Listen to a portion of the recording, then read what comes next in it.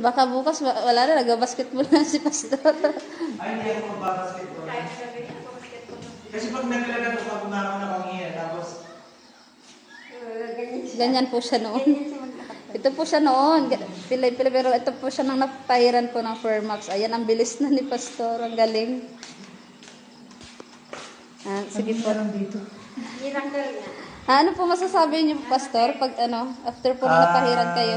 Nagustuhan ko po yung produkto, effective talaga. Kaya ngayon, research ko pa rin yung sa Scalar Energy. Kaya siya tinatanong ko ano bang meron dito. Siyempre tayo after po sa tinatawag nating mga healings natin. Pero kanina po ay talagang hirap talaga akong maglakad. Actually, October 26 pa ito eh. Pero itong bilis ng lakad ko ngayon, hindi katulad po nung dati. Maganda po ang produkto at bibili po ako ng produkto po ninyo. Thank you po.